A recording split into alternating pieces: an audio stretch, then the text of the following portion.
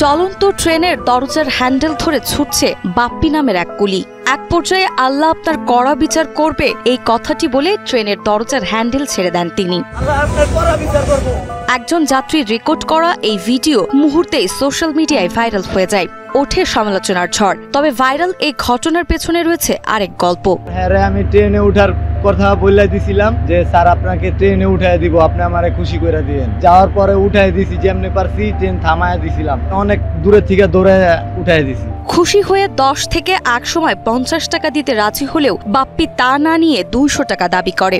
সর্বশেষ যাত্রী তাকে 200 টাকা দিতে সম্মতি জানান, কিন্তু বিপত্তি বাধে ভাঙটি টাকা না থাকায়। প্রথমে 10 টাকা সাদে, এর লিগে আমি নেই নাই স্যার। 10 টাকা কেউ সাদে স্যার, 700 টাকা 800 টাকার টিকিট, যে টিকিট মিস হয়ে গেলে স্যার তার যাওয়া হতো না, আবার কি তার সময়ও নষ্ট হয়ে যেত। এরপর ট্রেন ছেড়ে দিলে চলন্ত ট্রেনের পেছনে ছুটতে থাকে বাপ্পি।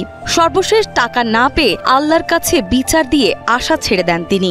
ওই যে 50 টাকায় দিছে ওইটাই নিছি, আর বলছি স্যার আল্লাহ আপনার বিচার করবো, আমি যদি লেট হয়ে থাকি তাহলে আমি পাবো স্যার। এই ঘটনায় দিনমজুরের ন্যায্য পারিশ্রমিক না দেওয়ায় নিন্দা জানায় অনেকে, কিন্তু কিছু যাত্রীরা বলছে রেলওয়ে স্টেশনে কুলিদের পারিশ্রমিক নির্ধারণের কোনো নির্দিষ্ট হার না থাকায় প্রায় যাত্রী ও কুলিদের মধ্যে এমন বিরোধ সৃষ্টি হচ্ছে।